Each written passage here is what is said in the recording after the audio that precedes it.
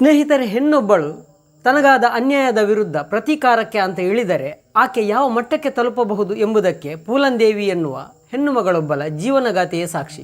ಒಂದು ಸಾಮಾನ್ಯ ಕುಟುಂಬದಲ್ಲಿ ಜನಿಸಿದ ಹೆಣ್ಣು ಮಗಳೊಬ್ಬಳು ಅಷ್ಟೊಂದು ದೊಡ್ಡ ಮಟ್ಟದ ರಕ್ತಪಾತಕ್ಕೆ ಇಳಿಯಬೇಕಾದರೆ ಅದರಲ್ಲಿ ಒಂದು ಅನಾಗರಿಕ ಸಮಾಜದ ಪಾತ್ರವೂ ಇದೆ ಎಂಬುದು ಅಷ್ಟೇ ಸತ್ಯ. ಚಂಬಲ್ ಕಣಿವೆಯಿಂದ ಹಿಡಿದು ಪಾರ್ಲಿಮೆಂಟಿನ ತನಕ ನಡೆದ ಪೂಲನ್ ಬದುಕಿನ ರಕ್ತಸಿಕ್ತ ಪುಟಗಳ ಅಧ್ಯಾಯವೇ ನಮ್ಮ ಇಂದಿನ ಈ ವಿಡಿಯೋದ ಸರಕು. ನಮಸ್ಕಾರ ಸ್ನೇಹಿತರೆ, ವಿಸ್ಮಯ ಲೋಕ ಚಾನೆಲ್ಗೆ ಸ್ವಾಗತ. ನಾನು ನಿಮ್ಮ ಸುಭಾಷ್ ರೈ. ವಿಡಿಯೋ ತುಂಬ ಇಂಟ್ರೆಸ್ಟ್ ಆಗಿದೆ, ವಿಡಿಯೋವನ್ನು ಸಂಪೂರ್ಣ ನೋಡಿ. ಇಷ್ಟವಾದರೆ ಒಂದು ಲೈಕ್ ಕೊಡಿ, ವಿಡಿಯೋ ಹೇಗಿತ್ತು ಅಂತ ಕಮೆಂಟ್ ಮಾಡಿ, ಚಾನೆಲನ್ನು ಸಬ್ಸ್ಕ್ರೈಬ್ ಮಾಡಿ. ಸ್ನೇಹಿತರೆ, ಚಂಬಲ್ ಕಣಿವೆಯ ಹೆಸರು ಕೇಳಿದರೆ ತಕ್ಷಣ ನಮಗೆ ನೆನಪಾಗುವುದು ಪೂಲನ್ ಎಂಬ ಹೆಸರಿನ ಒಬ್ಬಳು ಡಕಾಯಿತಿ ರಾಣಿಯ ಬಗ್ಗೆ. ಪೂಲನ್ ವೃತ್ತಾಂತವನ್ನು ಕೇಳಿದರೆ ಬಹುಶಃ ಪ್ರಪಂಚದ ಇನ್ಯಾವುದೇ ಮಹಿಳೆ ತನ್ನ ಜೀವನದಲ್ಲಿ ಇಂಥದ್ದೊಂದು ಸಂಘರ್ಷದ ಹಾದಿಯನ್ನು ತುಳಿದಿರಲಿಕ್ಕಿಲ್ಲ. ಪೂಲನ್ ತಲೆಯ ಮೇಲೆ 22 ಜನ ಠಾಕೂರ್ಗಳನ್ನು ಕೊಂದ ಆರೋಪ ಇತ್ತು. ಆ ಕಾಲಕ್ಕೆ ಈ ಪ್ರಕರಣ ಎಷ್ಟೊಂದು ಸಂಚಲನ ಮೂಡಿಸಿತ್ತೆಂದರೆ ಅದು ಆಗಿನ ಉತ್ತರ ಪ್ರದೇಶದ ಮುಖ್ಯಮಂತ್ರಿಯ ಕುರ್ಚಿಯನ್ನೇ ಬಳಿಪಡೆದಿತ್ತು. ಚಂಬಲ್ ಕಣಿವೆಯಿಂದ ಹಿಡಿದು ಪಾರ್ಲಿಮೆಂಟ್ ತನಕ ತನ್ನ ಛಾಪು ಮೂಡಿಸಿದ ಕೀರ್ತಿ ಈ ದಸ್ಯು ರಾಣಿಗಿದೆ. ಪೂಲನ್ ಜನನ 1963ರಲ್ಲಿ ಉತ್ತರ ಪ್ರದೇಶದ ಜಲೌನ್ ಜಿಲ್ಲೆಯ ಗೋರಖ್ಪುರ ಗ್ರಾಮದಲ್ಲಿ ಆಯಿತು. ಈಕೆ ಮಲ್ಲ ಜನಾಂಗದ ಒಂದು ಬಡ ಕುಟುಂಬದ 4 ಜನ ಮಕ್ಕಳಲ್ಲಿ ಎಲ್ಲರಿಗಿಂತ ಚಿಕ್ಕವಳು. ಚಿಕ್ಕಂದಿನಿಂದಲೇ ಪೂಲನ್ ಮುಂಗೋಪಿ. ತನ್ನ ಹಕ್ಕು ಸಾಧನೆಗಾಗಿ ಈಕೆ ಯಾರಿಗೂ ಯಾವುದನ್ನು ಬಿಟ್ಟುಕೊಡುತ್ತಾ ಇರಲಿಲ್ಲ. ಬಾಲ್ಯದಲ್ಲಿಯೇ ಈಕೆ ಕೇವಲ ತನ್ನ 10ನೇ ವಯಸ್ಸಿನಲ್ಲಿ ಜಮೀನಿನ ವಿವಾದವೊಂದರಲ್ಲಿ, ಅಂದರೆ ತನ್ನ ಚಿಕ್ಕಪ್ಪನೊಡನೆ ಸಂಘರ್ಷಕ್ಕೆ ಇಳಿದಿದ್ದಳು. ಇದು ಪೂಲನ್ ಹೋರಾಟದ ಜೀವನದ ಮೊದಲ ಹೆಜ್ಜೆ. ಸಂಪ್ರದಾಯದ ಪ್ರಕಾರ ಒಬ್ಬಳು ಹುಡುಗಿ ಗಂಡು ಮಕ್ಕಳೊಡನೆ ಕದನಕ್ಕೆ ಇಳಿಯುವುದು ಆ ಕಾಲಕ್ಕೆ ಆ ಕುಟುಂಬಕ್ಕೆ ತುಂಬ ಇರಿಸು ಮುರಿಸು ತಂದಿತ್ತು. ಇದರಿಂದಾಗಿ ಬೇಸತ್ತ ಆಕೆಯ ತಂದೆ ಆಕೆಯ ಮದುವೆಯನ್ನು ಆಕೆಯಿಂದ 3 ಪಟ್ಟು ಹಿರಿಯ ವಯಸ್ಸಿನ ಪುಟ್ಟಿಲಾಲ್ ಎಂಬಾತನ ಜೊತೆ ಮಾಡಿಬಿಟ್ಟರು. ಆ ಹೊತ್ತಿಗೆ ಆಕೆಯ ವಯಸ್ಸು ಕೇವಲ 14 ವರ್ಷ. ಅದು ಆಟವಾಡುವ ವಯಸ್ಸು. ಪುಟ್ಟಿಲಾಲ್ಗೆ ಹೆಚ್ಚು ಕಮ್ಮಿ 40 ವರ್ಷ ದಾಟಿತ್ತು. 14ರ ಹರೆಯದಲ್ಲಿಯೇ ಯಾವುದೇ ಹುಡುಗಿ ಕೂಡ ಮಾನಸಿಕವಾಗಲಿ ಅಥವಾ ದೈಹಿಕವಾಗಲಿ ಒಂದು ಸಂಸಾರ ಸಾಗಿಸುವ ಸಾಮರ್ಥ್ಯ ಹೊಂದಿರುವುದಿಲ್ಲ. ಮದುವೆಯ ನಂತರ ಪೂಲನ್ ಗಂಡನ ಮನೆಯಲ್ಲಿ ದೈಹಿಕ ಹಾಗೂ ಮಾನಸಿಕ ಪೀಡನೆಗೆ ಒಳಗಾದಳು. ಗಂಡನ ಮನೆಯವರ ಈ ಶೋಷಣೆ ಅವಳ ಮನಸ್ಸಿನ ತುಂಬ ಆಳವಾಗಿ ಬೇರೂರಿತು. ಪೂಲನ್ ಗಂಡನ ಮನೆಯ ಕಿರುಕುಳದಿಂದ ನೊಂದು ಹಲವಾರು ಬಾರಿ ತವರು ಮನೆಗೆ ಓಡಿ ಬರುತ್ತಿದ್ದಳು. ಆದರೆ ತವರು ಮನೆಯಿಂದ ಮತ್ತೆ ಗಂಡನ ಮನೆಗೆ ಕಳುಹಿಸುತ್ತಿದ್ದರು. ಅಲ್ಲಿ ಮತ್ತೆ ಪೂಲನ್ ನಿರಂತರ ಪೀಡೆ ಅನುಭವಿಸುವಂತಾಯಿತು. ಗಂಡನೆನಿಸಿಕೊಂಡವ ಆಕೆಯ ಪ್ರಾಯವನ್ನು ಲೆಕ್ಕಿಸದೆ ಬಲವಂತವಾಗಿ ಆಕೆಯನ್ನು ಹೊಂದುತ್ತಿದ್ದ. ಒಂದು ಬಾರಿ ಆಕೆ ತವರು ಮನೆಗೆ ಓಡಿ ಬಂದಾಗ ಪೂಲನ್ ತಂದೆ ಅವಳ ಸಮಸ್ಯೆಯಿಂದ ತಪ್ಪಿಸಿಕೊಳ್ಳಲು ಪೂಲನ್ ಒಂದು ಚಿನ್ನದ ಉಂಗುರವನ್ನು ಕಳ್ಳತನ ಮಾಡಿದ್ದಾಳೆ ಎಂಬ ಆಪಾದನೆ ಹೊರಿಸಿ ಪೊಲೀಸ್ ಕಂಪ್ಲೇಂಟ್ ಕೊಟ್ಟರು. ಪೊಲೀಸರು ಪೂಲನ್ ಬಂಧಿಸುತ್ತಾರೆ. ಅಲ್ಲಿ ಪೊಲೀಸರು 2-3 ದಿನ ಪೂಲನ್ ಲಾಕಪ್ನಲ್ಲಿಯೇ ಇರಿಸಿಕೊಂಡು ನಿರಂತರ ಅತ್ಯಾಚಾರ ನಡೆಸುತ್ತಾರೆ ಎನ್ನಲಾಗಿದೆ. ಬೇಲಿಯ ಎದ್ದು ಹೊಲವನ್ನು ಮೇಯ್ದರೆ ಯಾರೇನು ಮಾಡಬಲ್ಲರು? ಮಗಳು ಎಂಬ ಮಮತೆಯನ್ನು ಹೊಂದಬೇಕಾಗಿದ್ದ ಒಬ್ಬ ತಂದೆ ಆಕೆಯನ್ನು ತಾನೇ ತನ್ನ ಕೈಯಾರೆ ಪೊಲೀಸರಿಗೆ ಕಾಮದ ವಸ್ತುವಾಗಿ ಒದಗಿಸಿಕೊಟ್ಟ. ಪೊಲೀಸ್ ಲಾಕಪ್ನಿಂದ ಹೊರಬಂದ ನಂತರ ಮತ್ತೆ ಆಕೆಯ ತಂದೆ ಆಕೆಯನ್ನು ಗಂಡನ ಮನೆಗೆ ಕಳುಹಿಸುತ್ತಾನೆ. ಆದರೆ ಈ ಬಾರಿ ಪೂಲನ್ ಗಂಡನ ಮನೆಗೆ ಹೋದಾಗ ಅಲ್ಲಿ ಆಕೆಗೆ ಆಘಾತ ಕಾದಿತ್ತು. ಆಕೆಯ ಗಂಡ ಅನಿಸಿಕೊಂಡವ ಬೇರೊಂದು ಮದುವೆಯಾಗಿದ್ದ. ಆದರೂ ಪೂಲನ್ ಕೆಲವು ದಿನ ಅಲ್ಲಿಯೇ ಇರುತ್ತಾಳೆ. ಆದರೆ ಕೆಲ ದಿನಗಳ ನಂತರ ಆಕೆಯ ಗಂಡನ ಮನೆಯವರು ಆಕೆಯನ್ನು ಮನೆಯಿಂದ ಹೊರಗೆ ಹಾಕುತ್ತಾರೆ. ಆ ಹೊತ್ತಿಗೆ ಮಲ್ಲ ಸಮಾಜದಲ್ಲಿ ಪೂಲನ್ ಹೆಸರು ಮನೆ ಮಾತಾಗಿತ್ತು. ಎಲ್ಲಿಯವರೆಗೆ ಎಂದರೆ ಚಂಬಲ್ ಕಣಿವೆಯ ಡಕಾಯಿತರ ಸಂಪರ್ಕದಲ್ಲಿರುವವರ ಮೂಲಕ ಪೂಲನ್ ಹೆಸರು ಚಂಬಲ್ ಕಣಿವೆಯ ಡಕಾಯಿತರ ನೇತಾರನವರೆಗೆ ಮುಟ್ಟಿತ್ತು. 1979ರಲ್ಲಿ ಒಮ್ಮೆ ಪೂಲನ್ ಅಕಸ್ಮಾತ್ತಾಗಿ ಚಂಬಲ್ ಪ್ರದೇಶಕ್ಕೆ ಹೋಗಿದ್ದಳು. ಕೆಲವರ ಪ್ರಕಾರ ಪೂಲನ್ ತಾನಾಗಿಯೇ ಹೋಗಿ ಡಕಾಯಿತರ ಗ್ಯಾಂಗನ್ನು ಸೇರುತ್ತಾಳೆ ಎನ್ನಲಾಗಿದೆ. ಇನ್ನು ಕೆಲವರ ಪ್ರಕಾರ ಡಕಾಯಿತರೇ ಪೂಲನ್ ಅಪಹರಿಸಿಕೊಂಡು ಕೊಂಡೊಯ್ಯುತ್ತಾರೆ ಎಂದು ಹೇಳಲಾಗುತ್ತದೆ. ವಿಷಯ ಹೇಗೇ ಇರಲಿ, ಚಂಬಲ್ ಕಣಿವೆಯಲ್ಲಿ ಹೆಜ್ಜೆ ಇಟ್ಟ ನಂತರ ಪೂಲನ್ ಜೀವನದ ಮಗ್ಗುಲೇ ಬದಲಾಯಿತು.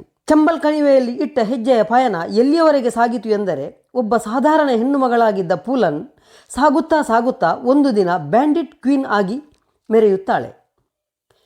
1979ರಲ್ಲಿ ಚಂಬಲ್ ಕಣಿವೆಯಲ್ಲಿ ಕಾಲಿಟ್ಟ ಪೂಲನ್ ಅಲ್ಲಿನ ಡಕಾಯಿತ ಗ್ಯಾಂಗ್ನ ಲೀಡರ್ ಬಾಬು ಗುರ್ಜಾರ್ ಎಂಬಾತನ ಗ್ಯಾಂಗ್ನ ಸದಸ್ಯಲಾಗಿ ಸೇರುತ್ತಾಳೆ. ಆ ಗ್ಯಾಂಗ್ನ ಉಪನಾಯಕ ವಿಕ್ರಮ್ ಮಲ್ಲ, ಆತ ಪೂಲನ್ ದೇವಿಯ ಜಾತಿಯವನಾಗಿದ್ದ. ವಿಕ್ರಮ್ ಮಲ್ಲನಿಗೆ ಪೂಲನ್ ದೇವಿಯ ಬಗ್ಗೆ ಮೊದಲಿನಿಂದಲೂ ಮೃದು ಧೋರಣೆ ಇತ್ತು. ಪೂಲನ್ ದೇವಿಯ ಮೇಲೆ ನಡೆದಿದ್ದ ನಿರಂತರ ಅತ್ಯಾಚಾರಗಳ ಬಗ್ಗೆ ಕೇಳಿದ್ದ ಆತ ಪೂಲನ್ ದೇವಿಯ ಬಗ್ಗೆ ಅನುಕಂಪ ಹೊಂದಿದ್ದ. ಆದರೆ ಟೀಮ್ ಲೀಡರ್ ಬಾಬು ಗುರ್ಜರ್ ಪೂಲನ್ ದೇವಿಯನ್ನು ಕೆಟ್ಟ ದೃಷ್ಟಿಯಿಂದ ನೋಡುತ್ತಾ ಇದ್ದ. ಒಂದು ರಾತ್ರಿ ಈ ಬಾಬು ಗುರ್ಜರ್ ಪೂಲನ್ ದೇವಿಯನ್ನು ಬಲಾತ್ಕಾರ ಮಾಡುವ ಸಾಹಸಕ್ಕೆ ಮುಂದಾಗುತ್ತಾನೆ. ಪೂಲನ್ನ ಬೊಬ್ಬೆ ಕೇಳಿ ಅಲ್ಲಿಗೆ ಧಾವಿಸಿ ಬಂದ ವಿಕ್ರಮ್ ಮಲ್ಲ ಬಾಬು ಗುರ್ಜರ್ನೊಡನೆ ಮಾತಿನ ಚಕಮುಕಿಗೆ ಇಳಿಯುತ್ತಾನೆ. ಇಬ್ಬರ ಮಧ್ಯೆಯೂ ಜಗಳ ಪ್ರಾರಂಭವಾಗುತ್ತದೆ. ಕೊನೆಗೆ ವಿಕ್ರಮ್ ಮಲ್ಲ ತನ್ನ ಬಂದೂಕಿ ಎತ್ತಿ ಬಾಬು ಗುರ್ಜರ್ನನ್ನು ಶೂಟ್ ಮಾಡಿಬಿಡುತ್ತಾನೆ. ಅಂದಿನಿಂದ ವಿಕ್ರಮ್ ಮಲ್ಲ ಸ್ವತಃ ತಾನೇ ಟೀಮ್ ಲೀಡರ್ ಆಗುತ್ತಾನೆ. ಅಲ್ಲಿಂದ ವಿಕ್ರಮ್ ಮಲ್ಲ ಮತ್ತು ಪೂಲನ್ ದೇವಿಯ ಮಧ್ಯೆ ಒಂದು ನವಿರಾದ ಪ್ರೇಮ ಚಿಗುರೊಡೆಯುತ್ತದೆ. ವಿಕ್ರಮ್ ಮಲ್ಲ ಪೂಲನ್ ದೇವಿಗೆ ಬಂದೂಕು ಚಲಾಯಿಸುವ ತರಬೇತಿ ನೀಡುತ್ತಾನೆ. ಇಬ್ಬರು ಜೊತೆಯಾಗಿ ತಮ್ಮ ಸಹಚರರ ಜೊತೆಯಾಗಿ ದರೋಡೆ, ಕಳ್ಳತನ, ಡಕಾಯಿತಿ, ಅಪಹರಣ ಮುಂತಾದ ಕೃತ್ಯಗಳನ್ನು ನಡೆಸುತ್ತಾರೆ. ಇಲ್ಲಿಂದ ಪೂಲನ್ ದೇವಿಯ ಜೀವನದ ರಕ್ತಸಿಕ್ತ ಅಧ್ಯಾಯ ಶುರುವಾಗುತ್ತದೆ. ಒಂದು ದಿನ ಪೂಲನ್ ದೇವಿ ತನ್ನ ತಂಡದ ಜೊತೆ ತನ್ನ ಗಂಡನ ಮನೆಗೆ, ಅಂದರೆ ಪುಟ್ಟಿಲಾಲ್ನ ಮನೆಯ ಮುಂದೆ ಹಾಜರಾಗುತ್ತಾಳೆ. ನೇರವಾಗಿ ಮನೆಯೊಳಗೆ ಪ್ರವೇಶಿಸಿದ ಪೂಲನ್ ದೇವಿ ಎಲ್ಲರ ಮುಂದೆ ತನ್ನ ಗಂಡ ಪುಟ್ಟಿಲಾಲ್ನನ್ನು ದರನೆ ಮನೆಯಿಂದ ಹೊರಗೆಳೆದು ತಂದು ನಡು ರಸ್ತೆಯಲ್ಲಿ ಗುಂಡಿಟ್ಟು ಸಾಯಿಸುತ್ತಾಳೆ. ಆ ಹೊತ್ತಿಗೆ ಸಾಕ್ಷಾತ್ ರಣಚಂಡಿಯಂತೆ ಅಬ್ಬರಿಸಿದ ಪೂಲನ್ ದೇವಿ ನೆರೆದಿದ್ದ ಜನರ ಮುಂದೆ ಒಂದು ಘೋಷಣೆ ಹೊರಡಿಸುತ್ತಾಳೆ.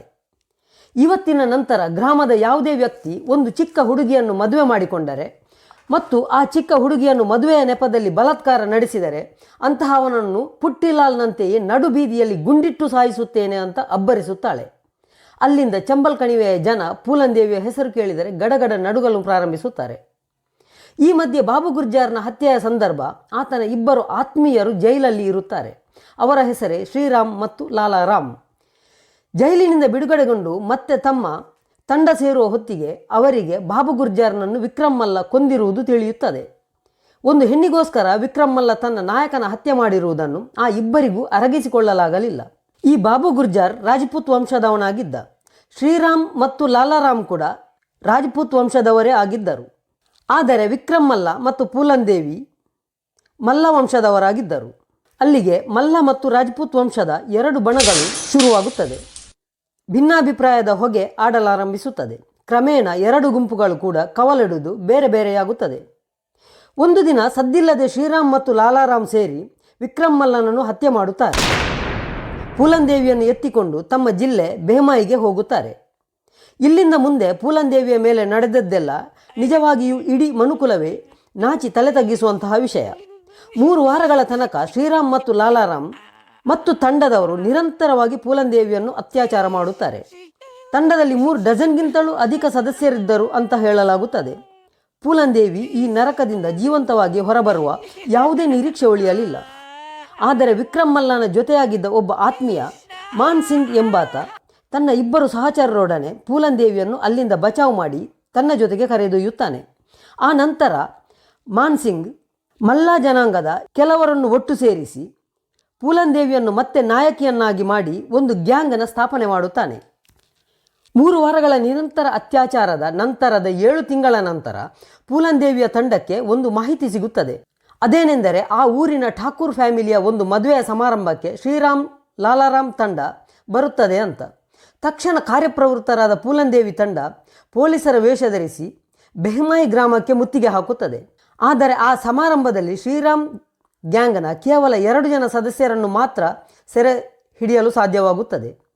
ಉಳಿದವರು ಪರಾರಿಯಾಗುತ್ತಾರೆ. ಆದರೆ ಠಾಕೂರ್ ಫ್ಯಾಮಿಲಿ ಮತ್ತು ಬೆಹ್ಮಾಯಿ ಗ್ರಾಮದ ಮೇಲೆ ಪೂಲನ್ ದೇವಿಯ ದ್ವೇಷ ಎಷ್ಟಿತ್ತೆಂದರೆ ಆ ಮದುವೆ ಸಮಾರಂಭದಲ್ಲಿ ಇದ್ದ ಎಲ್ಲ ಠಾಕೂರ್ ಜಾತಿಯ ಗಂಡಸರನ್ನು ಸೆರೆ ಹಿಡಿಯುವ ಆದೇಶ ನೀಡುತ್ತಾಳೆ.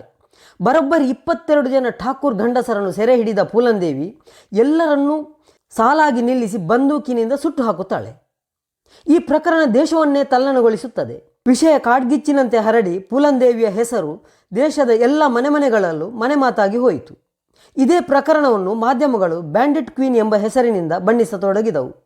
ಈ ಪ್ರಕರಣದ ಕಿಚ್ಚು ರಾಜಕೀಯವಾಗಿ ಎಷ್ಟು ದಟ್ಟೈಸಿತೆಂದರೆ ಆಗಿನ ಉತ್ತರ ಪ್ರದೇಶದ ಮುಖ್ಯಮಂತ್ರಿ VP ಸಿಂಗ್ಗೆ ರಾಜೀನಾಮೆ ಕೊಡಲೇಬೇಕಾದ ಪರಿಸ್ಥಿತಿ ಒದಗಿ ಬಂತು. ಈ ಬೆಹ್ಮಾಯಿ ಪ್ರಕರಣದ ನಂತರ ಪೂಲನ್ ದೇವಿಯ ಮೇಲೆ ಪೊಲೀಸರು ಮುರಿದುಕೊಂಡು ಬೀಳುತ್ತಾರೆ. ನಂತರದ 2 ವರ್ಷಗಳ ತನಕ ಪೊಲೀಸರು ಪೂಲನ್ ದೇವಿಯ ತಂಡವನ್ನು ಅಟ್ಟಾಡಿಸಿ ಪ್ರತಿ ಸದಸ್ಯರನ್ನು ಹುಡುಕಿ ಸಾಯಿಸುತ್ತಾರೆ. ಆದರೂ ಪೂಲನ್ ದೇವಿಯನ್ನು ಬಂಧಿಸಲು ಪೊಲೀಸರು ವಿಫಲರಾಗುತ್ತಾರೆ.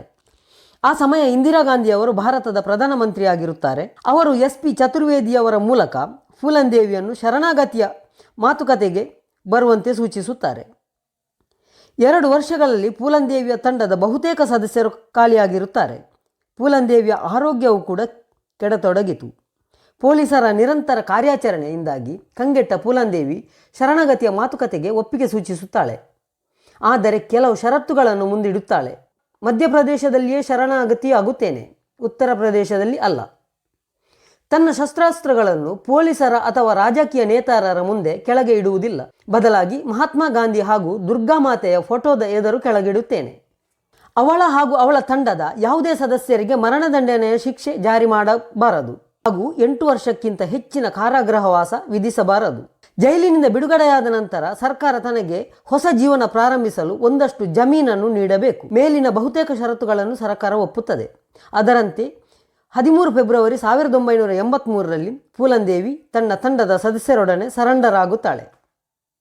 ಪೊಲೀಸರ ಜೊತೆ ಮಧ್ಯಪ್ರದೇಶದ ಮುಖ್ಯಮಂತ್ರಿ ಅರ್ಜುನ್ ಸಿಂಗ್ ಕೂಡ ಅಲ್ಲಿ ಹಾಜರಿರುತ್ತಾರೆ.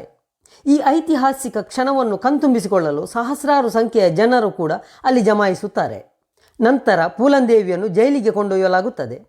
ಮುಂದಿನ 11 ವರ್ಷಗಳ ಕಾಲ ಪೂಲನ್ ದೇವಿ ಜೈಲಿನಲ್ಲಿಯೇ ಕಳೆಯುತ್ತಾಳೆ. 1994ರಲ್ಲಿ ಬಿಡುಗಡೆಯಾಗುತ್ತಾಳೆ. ಜೈಲಿನಿಂದ ಹೊರಬಂದ ನಂತರ ಪೂಲನ್ ದೇವಿಯ ಜೀವನದಲ್ಲಿ ದೊಡ್ಡದೊಂದು ತಿರುವು ಬರುತ್ತದೆ. ಆಗಿನ ಉತ್ತರ ಪ್ರದೇಶದ ಮುಖ್ಯಮಂತ್ರಿ ಮುಲಾಯಂ ಸಿಂಗ್ ಯಾದವ್ ಪೂಲನ್ ದೇವಿ ಮೇಲಿನ ಎಲ್ಲ ಮೊಕದ್ದಮೆಗಳನ್ನು ಹಿಂದಕ್ಕೆ ಪಡೆಯುವ ನಿರ್ಧಾರ ಮಾಡುತ್ತಾರೆ. ನಂತರ ಪೂಲನ್ ದೇವಿ ಉಮ್ಮಿದ್ ಸಿಂಗ್ ಎಂಬ ವ್ಯಕ್ತಿಯೊಡನೆ ವಿವಾಹ ಮಾಡಿಕೊಳ್ಳುತ್ತಾಳೆ. ನಂತರ 1995ರಲ್ಲಿ ಇಬ್ಬರೂ ಕೂಡ ಒಂದು ಬುದ್ಧ ದೇವಾಲಯದಲ್ಲಿ ತಮ್ಮ ಧರ್ಮ ಪರಿವರ್ತನೆಗೊಂಡು ಬೌದ್ಧರಾಗುತ್ತಾರೆ.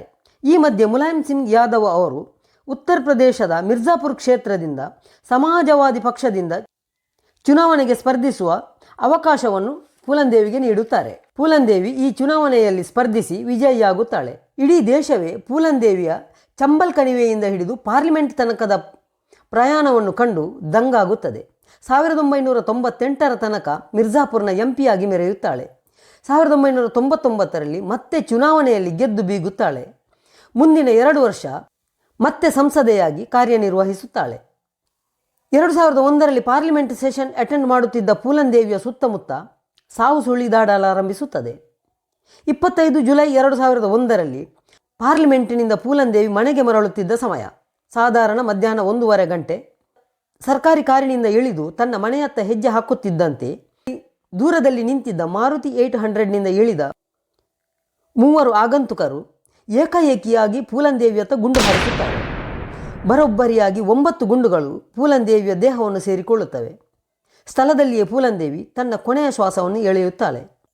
ಸ್ನೇಹಿತರೆ, ಅಲ್ಲಿಗೆ ಪೂಲನ್ ದೇವಿ ಎಂಬ ದಸ್ಯುರಾಣಿಯ ರಕ್ತಸಿಕ್ತ ಪುಟಗಳನ್ನು ಒಳಗೊಂಡ ಒಂದು ಬೃಹತ್ ಅಧ್ಯಾಯ ಕೊನೆಗೊಂಡ ಹಾಗಾಗುತ್ತದೆ. ಸ್ನೇಹಿತರೆ, ಇದು ತನಗಾದ ಅನ್ಯಾಯವನ್ನು ಪ್ರತಿಭಟಿಸಲು ಹೋದ ಪೂಲನ್ ದೇವಿ ಎನ್ನುವ ಹೆಣ್ಣು ಮಗಳೊಬ್ಬಳ ಜೀವನಗಾಥೆ. ವಿಡಿಯೋ ನಿಮಗೆ ಇಷ್ಟವಾಗಿದೆ ಅಂದುಕೊಳ್ತಾ ವಿಡಿಯೋವನ್ನು ಲೈಕ್ ಮಾಡಿ, ಕಮೆಂಟ್ ಮಾಡಿ, ಶೇರ್ ಮಾಡಿ ಅಂತ ಕೇಳಿಕೊಳ್ಳುತ್ತಾ ಇದ್ದೇನೆ. ಧನ್ಯವಾದಗಳು.